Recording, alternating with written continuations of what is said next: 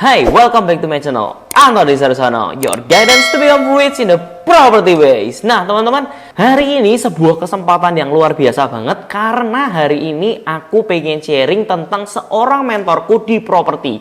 Nah, beliau orang Jogja, beliau masih usia 30 tahunan, tapi yang membedakan adalah beliau bukan hanya berhasil membangun ratusan properti di Yogyakarta, beliau juga berhasil membangun sebuah apartemen. Bayangin, background beliau itu bukan orang yang bener-bener konglomerat, maksudnya cuman berada lah, ada itu ada. Cuman dia nggak akan bisa menjadi sebesar ini kalau tidak ada perjuangan dia dan tidak ada pembelajaran dalam hidupnya yang sangat luar biasa keras.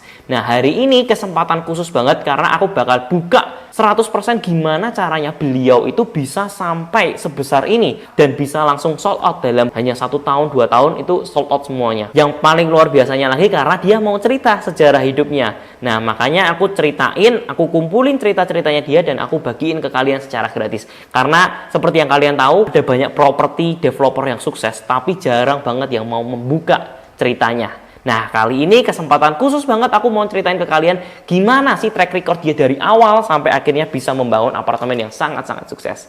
Tapi sebelum itu teman-teman, pastikan kalau kalian itu klik tombol like dan klik tombol subscribe supaya ngebantuin aku untuk bisa berbagi sharing ke lebih banyak orang lagi. Aku hitung sampai 3 supaya kalian untuk klik tombol like dan subscribe di bawah ini. 1, 2, dan 3, klik!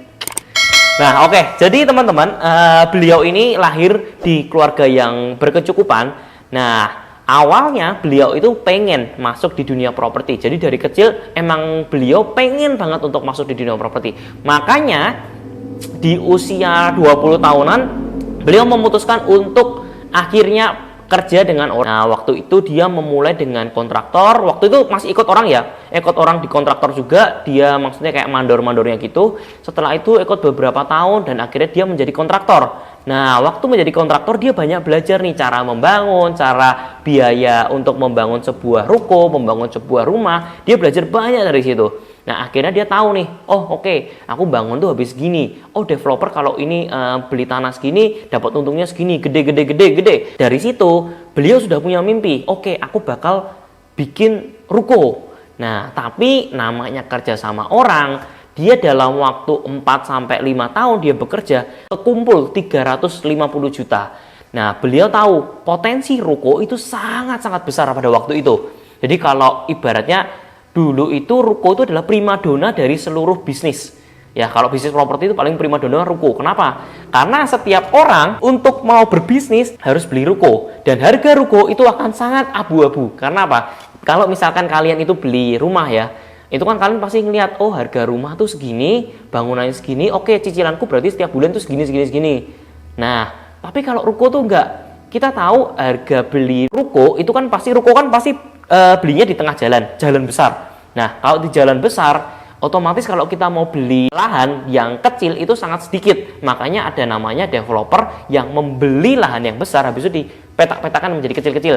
Nah, udah gitu, kalau udah namanya ruko, harganya akan sangat abu-abu. Karena apa? Karena udah untuk bisnis. Nah, kalau untuk bisnis, orang bisa bilang, kalau kamu segini, kamu bisa mendapatkan omset segini. Dan kalau kamu dapat omset segini, kamu bisa bayar. Jadi kayak harganya menjadi bias, beda sama rumah gitu loh. Kalau rumah udah fix kamu bayar segitu, tapi kalau misalkan kamu membeli ruko, nah itu kamu udah jelas, oke, kalau aku membeli ruko cicilannya segini, oh bisa membeli ini karena kira-kira incomeku besok bakal akan segini. Jadi akan sangat-sangat bias. Makanya kenapa waktu itu ruko itu sangat primadona dan sangat gampang untuk dijual. Nah, kalaupun nggak berhasil dijual, itu bisa disewakan per bulannya, per bulan atau per tahun gitu loh. Kalau nggak laku di per tahun, bisa juga per bulan. Nah, ini juga mendapatkan cash flow juga. Jadi nggak melulu kalau membangun, sekali membangun habis itu gagal, mati gitu. Tapi kalau membangun ternyata nggak ada yang laku untuk dijual, mereka bisa untuk menyewakan gitu. Beda sama rumah ya. Kalau rumah kamu mau menyewakan pun juga susah dapetin orangnya. Dan udah dapet pun harga sewanya pasti cuman di angka 2% atau 1% dari harga kamu beli properti. Nah, makanya waktu itu ruko sangat-sangat primadona banget. Waktu itu beliau punya uang cuman 350 juta.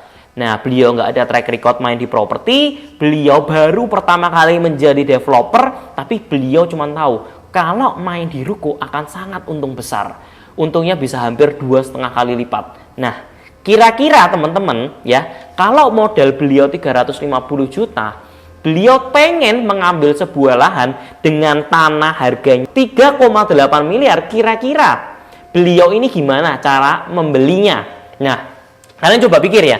Jadi aku diceritain sama beliau ini tuh nggak cuman langsung mentah-mentah diceritain caranya, tapi yang menarik ketika aku cerita sama beliau, beliau itu membuat aku berpikir, gimana Ton? Waktu itu aku masih anak bawang, aku belum dipercaya sama orang bank, belum dipercaya sama teman-teman, belum dipercaya sama investor. Modalku cuma 350 juta dan aku kumpulin 350 juta itu selama 4-5 tahun.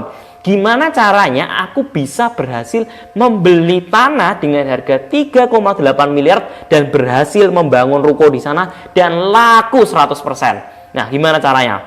Teman-teman yang nonton video ini, aku kasih waktu kalian untuk berpikir. Kira-kira aja gimana sih caranya dengan modal yang sangat minim ya, modal cuma 350 juta tapi bisa membeli ruko. Nah, waktu itu aku juga ditanya kayak gini nih, sampai aku tuh pusing banget. Aku kemarin jawab pertama kali itu aku bilang ya ngajak join pemilik lahannya, terus habis itu aku juga bilang ya pinjam orang tua, tapi aku dibilangin orang tuanya tuh nggak mampu yang sampai bisa ngebeli tanah dengan harga 3,8 M. Nah, kira-kira gimana nih teman-teman? Kira-kira gimana? Sebelum kalian lanjutin, kalian pause dulu videonya, habis itu kalian tulis di kolom komen biar kalian belajar ya. Kira-kira gimana? Nah, beliau aku sempat bilang kalau gimana kalau pinjam sama temennya nggak punya duit semua, maksudnya juga nggak ada yang berani mengeluarkan duit untuk membantu beliau. Terus juga kemarin aku ada opsi jualan. Nah, tapi kan kalau jualan belum beli ya nggak mungkin gitu loh. Nah, gimana nih? Gimana caranya supaya akhirnya beliau bisa berhasil? Nah, aku kasih waktu 10 detik buat kalian berpikir ya. Kalian pause videonya, tulis komen di bawah ini. Gimana caranya? 10, 9, 8, 7, 6, 5, 4, 3, 2, 1. Nah, oke, aku anggap kalian tulis dulu di komen supaya kalian benar-benar belajar.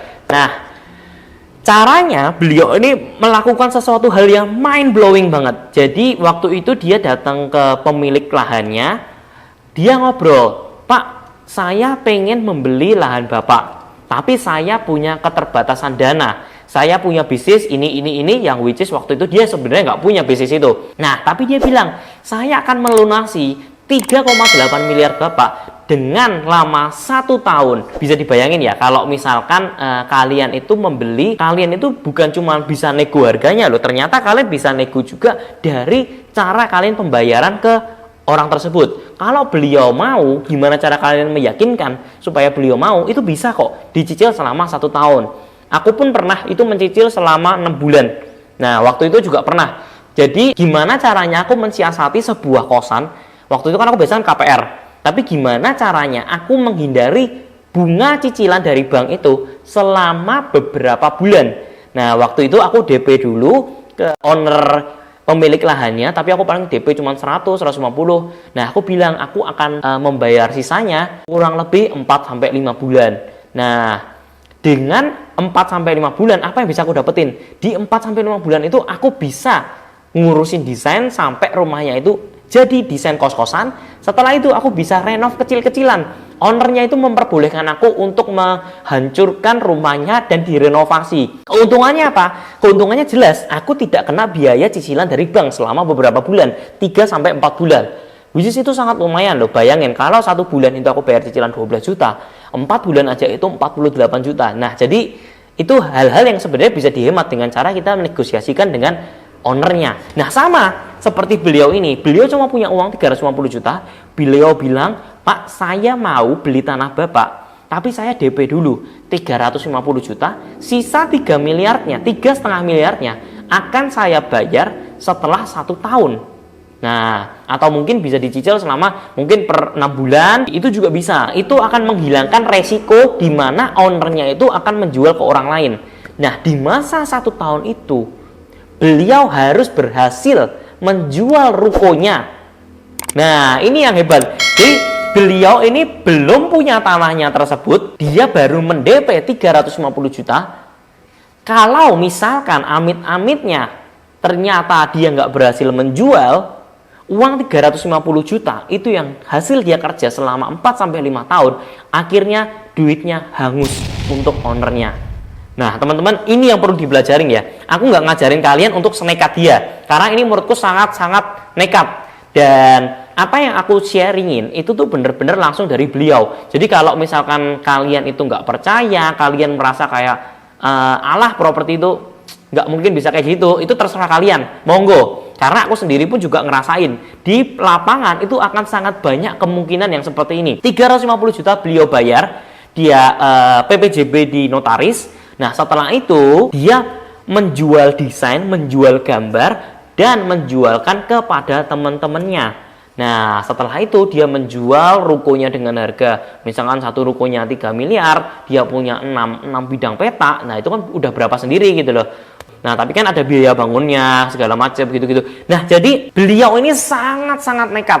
Hanya mengandalkan 350 juta, akhirnya beliau bisa menjual tanahnya yang masih belum punya dia 100%, tapi dia sudah menjual ke teman-temannya, dan dalam waktu 1 tahun tersebut beliau berhasil menjual 4 unitnya, 4 rukonya, dan akhirnya dia bisa membayar dan mendapatkan keuntungan. Setelah itu duanya sangat gampang, duanya akhirnya masih disewakan, yang satu akhirnya dijual, yang satu lagi sekarang masih menjadi passive income setiap bulannya, dan per bulan dia mendapatkan omset kurang lebih bisa sampai 15 juta, which is itu 12 bulan itu bisa sampai 180 juta. Nah, ini benar-benar pengalaman real dan menurutku ini sangat luar biasa ya. Jadi dengan senekat itu, aku juga bilang sih, oh kamu tuh benar-benar luar biasa, gila sih. Tapi karena kegilaan dia, itu yang menjadikan dia jauh lebih sukses. Karena kegilaan beliau, dia menjadi orang yang sangat-sangat kuat mentalnya, sampai akhirnya dia bisa membangun ratusan ruko hanya dalam beberapa tahun. Nah, akhirnya setelah kekumpul itu, mempunyai modal untuk membeli sebuah ruko lagi, membangun sebuah ruko. Nah, kali ini dia pakai duit-duit investor, akhirnya bisa membangun ratusan ruko. Habis itu, main di apartemennya itu juga sama persis modelnya. Bukan kali ini dia membeli lahan dulu, tapi sama. Maksudnya dia itu sudah membeli lahan, kali ini baru jual gambar dulu. Nah, itu sama persis. Jadi di pemain developer itu sama, semuanya selalu sama. Menjual gambar sebelum akhirnya benar-benar dibangun. Nah, tapi teman-teman ingat ya teman-teman, permainan seperti ini sangat-sangat beresiko. Kalau misalkan dia tidak berhasil menjual, dia akan kehilangan duitnya 350 juta. Jadi kalau kalian tidak siap mental, jangan pernah ikutin cara bermain seperti ini ya. Ini adalah salah satu poin yang dimainkan beliau. Belum tentu yang dimainkan beliau itu cocok dengan aku. Buktinya aku sampai sekarang juga belum pernah memainkan cara yang seperti beliau mainkan. Aku juga masih caranya yang masih sangat safe. Aku bermain di kos-kosan. Nah, teman-teman, itu adalah insight gimana akhirnya beliau itu memulai dengan uang 350 juta sampai akhirnya bisa membangun sebuah apartemen. Ini sangat patut aku ancungin jempol banget karena beliau sangat-sangat luar biasa, nekatnya luar biasa, mentalnya juga sangat luar biasa. Tapi yang satu hal yang selalu beliau bilang ya sama aku, Ton, kalau kamu tidak keluar dari zona nyaman kamu masih dalam kehidupan itu tidak dikejar-kejar yang namanya kepepet, kamu tidak akan benar-benar bisa besar banget. Nah, beliau karena sangat-sangat kepepet, akhirnya dia muter otak 100% sampai bawa ke tidur. Waduh, kalau nggak laku ini uangku hilang, kalau nggak laku uangku hilang. Akhirnya beliau mendapatkan caranya, beliau mendapatkan jawabannya. Semoga video ini bisa memotivasi kalian untuk bermain di properti. Dan thank you banget buat teman-teman yang udah nonton, thank you banget buat teman-teman yang sudah suka nge-like videoku, komen videoku, subscribe videoku, dan share videoku. Aku berterima kasih banget karena tanpa dukungan kalian aku nggak bisa sampai punya 19.000 subscriber seperti sekarang ini. Thank you teman-teman udah nonton. Jika kalian punya pertanyaan bisa kalian tanya di kolom komen, dan jika kalian punya masukan tentang videoku langsung di kolom komen juga. Thank you for watching and I'll see you in the next video. See ya guys.